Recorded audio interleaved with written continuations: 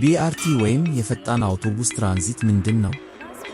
BRT በ1970ዎቹ ውስጥ በኩሪቲባ ብራዚል ተፈጠረ። ዛሬ ከክሊቭላንድ ኦሃዮ እስከ ብሪስቤን አውስትራሊያ፣ ከጓንግዙ ቻይና እስከ ጆሃንስበርግ ደቡብ አፍሪካ ድረስ በዓለም ዙሪያ ያሉ በዓለም ደረጃ ደረጃቸውን የጠበቁ የBRT ሥርዓቶች አሉ። BRT ከፍተኛ ጥራት ያለውና ከፍተኛ የመሸከም አቅም ያለው በአውቶቡስ ላይ የተመሠረተ የትራንዚት ሥርዓት ነው። የBRT 5 መሠረታዊ አካላት። እነዚህም በፈጣን ትራንዚት ውስጥ ፈጣን የሚለውን ቃል ያኖሩት ባሕርያት ናቸው። የአውቶቡስ መንገድ አሰላለፍ። የአውቶቡስ መንገዱን በመንገዱ መሃል ላይ ማድረግ አውቶቡሶች መኪኖች በመቆማቸውና በመታጠፋቸው ምክንያት ሊዘገዩ ከሚችሉበት ከተጨናነቀው የመንገድ ዳርቻ እንዲርቁ ያደርጋቸዋል። ልዩ የመንገድ መብት። የተጠበቁ የአውቶቡስ መስመሮች ፈጣን ጉዞን ያረጋግጣሉ፣ እንዲሁም አውቶቡሶች ከተደባለቀ የትራፊክ መጨናነቅ የተነሳ መቼም እንዳይዘገዩ ያደርጋሉ። ከአውቶቡስ ውጭ የታሪፍ ክፍያ መሰብሰብ። በአውቶቡስ ውስጥ ከመክፈል ይልቅ በጣቢያው ውስጥ የታሪፍ ክፍያን መፈጸም ተሳፋሪዎች በአውቶቡስ ውስጥ ለመክፈል በመጠባበቅ ላይ የሚፈጠረውን መዘግየት ያስቀራል። የመስቀለኛ መንገድ ሕክምናዎች። በአውቶቡስ መስመር ላይ ትራፊክ እንዳይታጠፍ መከልከል መኪኖች በመታጠፋቸው በአውቶቡሶች ላይ የሚደርሰውን መዘግየት ይቀንሳል። የመድረክ ደረጃ መሳፈሪያ።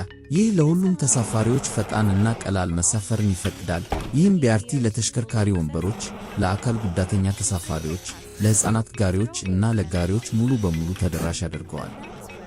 በBRT ውስጥ ፈጣን የሚለው ቃል የመጣው ከዚህ ነው። ነገር ግን BRT ከዚህ የበለጠ ብዙ ያቀርባል።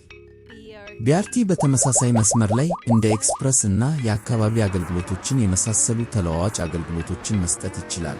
ይህም በበለጠ ተደጋጋሚ እና በአዳዲስ የአገልግሎት አይነቶች ብዙ ሰዎችን ያጓጉዛል።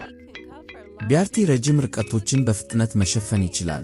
በሰዓት በሺዎች የሚቆጠሩ ተሳፋሪዎችን በማጓጓዝ ከሌሎች የጅምላ ትራንዚት ሥርዓቶች ጋር ይገናኛል። የBRT ኮሪደሮች ለከተማ ልማት መልህቅ ሊሆኑ ይችላሉ። ይህም የከተማ አካባቢዎችን መልሶ ማነቃቃትን እና የታመቀ ዘላቂ ልማትን በማስተዋወቅ ረገድ ወሳኝ ሚና በመጫወት ለሁሉም ማህበረሰቦች ጥቅሞችን ይሰጣል። አውቶቡሶችን ከትራፊክ መጨናነቅ በማውጣት እና ብዙውን ጊዜ የአውቶቡስ ስብስቦችን ዘመናዊ በማድረግ BRT ከመደበኛ አውቶቡሶች ያነሰ የግሪንሃውስ ጋዝ ልቀትን እና የአየር ብክለትን ያመነጫል። ይህም ጉልህ የአካባቢ ጥቅሞች አሉ።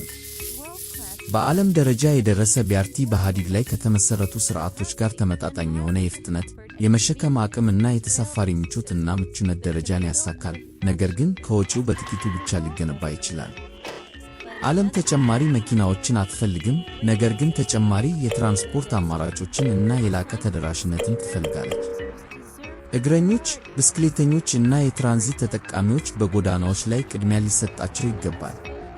ለብዙ አስርት ዓመታት ባህላዊ የትራንስፖርት ዕቅድ እንደ መራመድ፣ ብስክሌት መንዳት እና የጅምላ ትራንዚት ያሉ ይበልጥ ዘላቂ የሆኑ ዘዴዎችን በመጫን ለግል መኪናዎች ሁኔታዎችን በማሻሻል ላይ አተኩሯል።